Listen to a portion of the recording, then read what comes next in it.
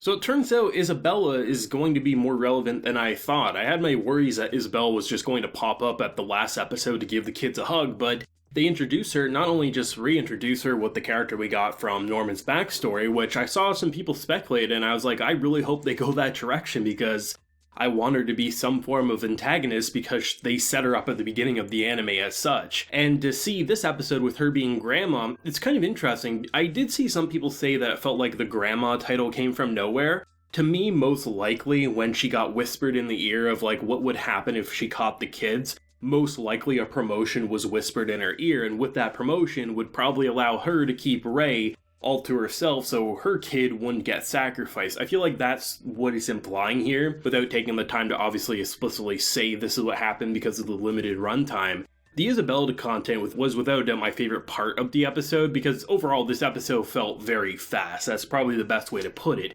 But the Isabella content and the traitor twist towards the very end of the episode, I think is the most interesting aspects.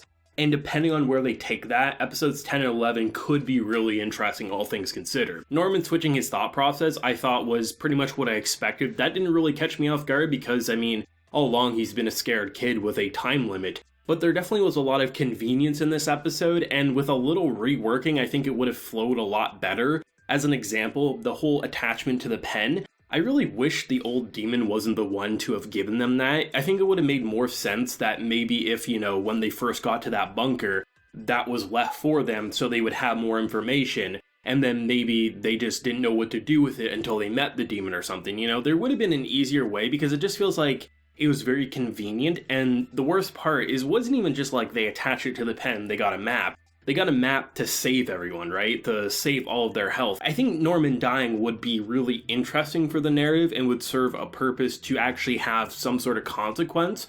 But it does feel like all the human characters are probably going to get out of this alive. The issue I have is if the government gets out of this alive, that's where I'm going to have to draw the line. To me, the innocent village that was literally just living, I don't think needed to die. So them saving them, at least the ones who haven't been ripped apart and dead, it makes sense to me, but the idea of the government and what they've done with these facilities, those characters need to die. I don't think there's any way around that, nor should you give them a pass. So I'm hoping they will go the direction of destroying the facilities, destroying the people behind it. Hell, destroy Isabella if she's truly turned to the dark side here. I want to see those people pay, and there's still time for them to pay, though you can't deny there was definitely some convenience with how things were handled. I think just putting that piece of the pen in the bunker, maybe changing the way the old demon was perceived, I think it would have served a lot better of a purpose. The overall idea of characters like, say, Barbara not wanting to kill, it kind of does make sense in terms of military as an example. If you read up about any story, you're trained to kill your enemy, but when push comes to shove, a lot of people struggle to pull the trigger, so it makes sense someone who's been fueled by rage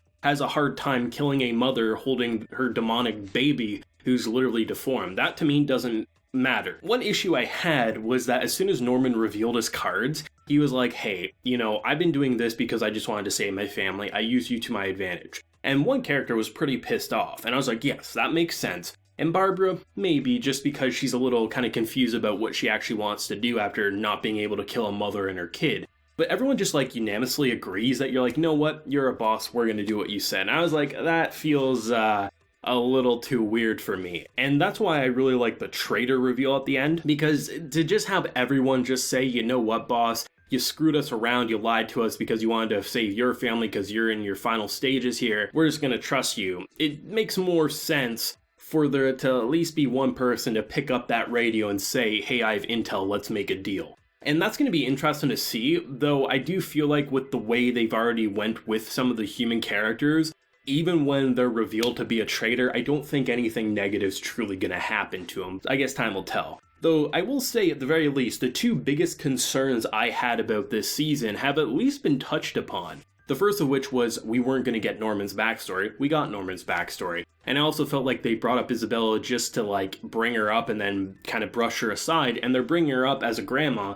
And that's actually pretty interesting depending on what they do with her. I hope they actually utilize her well in the last couple of episodes, because otherwise that will be probably one of the biggest missed potentials past not having 3 seasons of this anime. But overall, it just felt like a lot of what I saw here, I think it works. And in terms of the pacing for what we've seen, it does. It's just, there's a lot of convenience, I feel like. That's probably the best way to put it. There's a lot of convenience, and it's a little unfortunate is the best way to put it. I really have no issues with the pen being a relevant topic. I just don't like how the old demon was the one with it because he found a dying human. I don't mind the other characters like changing their tune. I just feel like if we had maybe a couple more episodes, maybe they went rogue or something, I think that would have been a more interesting plotline. Like imagining if, like, say, the traitor as an example, right? You know, he takes Barbara and the rest and just says, you know what, we're going to continue on our mission, screw you. And then eventually Barbara and the others start having doubts about what's happening, and then they branch off. I think that would have been way more interesting. And then you introduce the traitor plotline or something. I just feel like there's ways to extend it.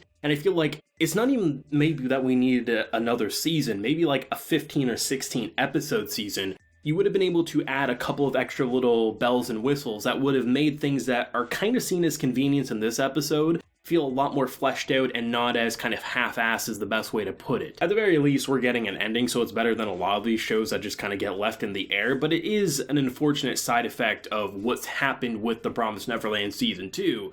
The best thing, though, I can say is I wasn't bored watching this episode, nor was I, like, mad like some people are watching the show. For me, it was just kind of like an episode I was fairly indifferent to up until the Isabella reveal, and then I was kind of indifferent again until the traitor reveal. So it's like, what I really like about the episode is what it implies for the last couple of episodes, which may not be the best compliment to say, but it's not like me being like, oh, I feel like I wasted my time. The content's there. The execution could lead to some interesting things down the line, but I just feel like when we compare what we saw with the first season with how they solved issues, it felt, even though there was sometimes they would discover things about Minerva, it never really felt like the demon we just so happened to meet at the beginning of the season just so happens to have a crucial item that will not only let us infiltrate the farm, but also save our dying friends, sort of a thing. Though I will say, like, the introduction of the episode where we're still in the burning city, I think that's like one of my favorite scenes I've seen in this anime season. Just the location burning in the embers and things like that. I think even if you hated this season, I think most people, at least based on what I saw last week with people really enjoying the brutality, it's one of the most impressive destruction scenes I've seen in quite some time, and definitely one of the standout moments of the winter 2021 season. It's one of those episodes that really, I don't know when people like the show anymore, because it feels like every other week I see titles that are like, oh, The Promised Neverland's ruined, oh, The Promised Neverland's back on track. To me, it's just been an entertaining ride, even when it's at its lowest. To me, it's just, I'm here to watch it. I don't really get mad watching it. I get a little disappointed in certain aspects, like the fact that I feel like if we had like an extra 5 episodes, we could have done so much more. But it's not like the worst thing I've ever seen ever. I mean, there's a lot worse out there. But it is a little unfortunate that we couldn't get more episodes to make some of those convenient plot points feel a lot more well developed. But overall, I do have to say, if anything, this episode has me really excited for episodes 10 and 11 because honestly, the Isabella reintroduction and the whole idea of the traitor, it could be some pretty interesting plot points, but I guess time will tell. Let me know your thoughts and feelings down below. If you enjoyed the video, leave a like, share your support, and hit that subscribe button if you're happy new around here. So until next time, everyone, please take care and have a good one.